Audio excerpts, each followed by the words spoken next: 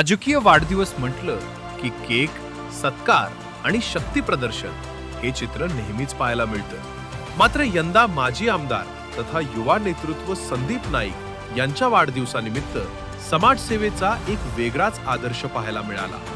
वाढदिवसानिमित्त होणारा खर्च समाजोपयोगी उपक्रमांसाठी वळवण्याचे संदीप नाईक यांनी केले होते। त्यांच्या या आवाहनाला कार्यकर्ते, हितचिंतक, सामाजिक संस्था आणि स्वयंसेवी संघटनांनी उत्स्फूर्त प्रतिसाद दिला।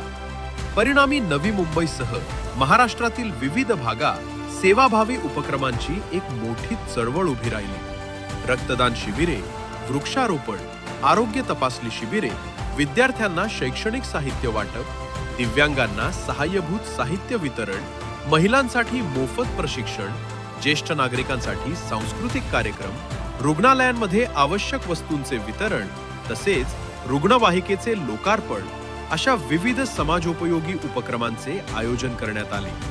या सर्व उपक्रमांमधून माजी आमदार तथा युवा नेतृत्व संदीप नाईक यांची समाजाप्रती असलेली संवेदनशीलता, विकासाभिमुख दृष्टी आणि जनसेवेची बांधिलकी पुन्हा एकदा अधोरेखित झाली। संदीप नाईक यांच्या नेतृत्वाची वैशिष्ट्यपूर्ण बाब म्हणजे कार्यकर्त्यांमध्ये विश्वास निर्माण करणे। त्यामुळे कार्यकर्ते केवळ राजकीय कार्यक्रमांपुरते मर्यादित न राहता सामाजिक जबाबदारीही उत्साहाने पार पाडताना दिसले। नागरिकांनीही या उपक्रमांना मोठा प्रतिसाद देत सेवाभावी कार्यात सक्रिय सहभाग नोंदवला। नवी मुंबईपुरतेच नव्हे तर राज्यातील अनेक जिल्ह्यांमध्ये अन्नदान, आरोग्य शिबिरे, पर्यावरण संवर्धनासाठी वृक्षारोपण, महिलांसाठी स्वावलंबन प्रशिक्षण, गुणवंत विद्यार्थ्यांचा सन्मान आणि गरजूंना मदतीचा हात अशा विविध उपक्रमांमधून समाजहिताचा संदेश देण्यात आला। लोकशाहीत नेतृत्वाची खरी ताकद ही लोकांना प्रेरणा देण्यात असते।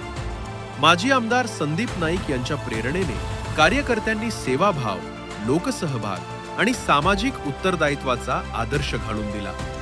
वाढदिवस हा केवळ वैयक्तिक उत्सव न राहता समाजासाठी काहीतरी करण्याची संधी ठरू शकतो याचे प्रभावी उदाहरण यंदा पाहायला मिळाले। संदीप नाईक यांच्या नेतृत्वाखाली राबवण्यात आलेल्या या उपक्रमांनी समाजसेवेचा नवा आदर्श निर्माण करत वाढदिवस साजरा करण्याची सकारात्मक परंपरा अधिक बळकट केली।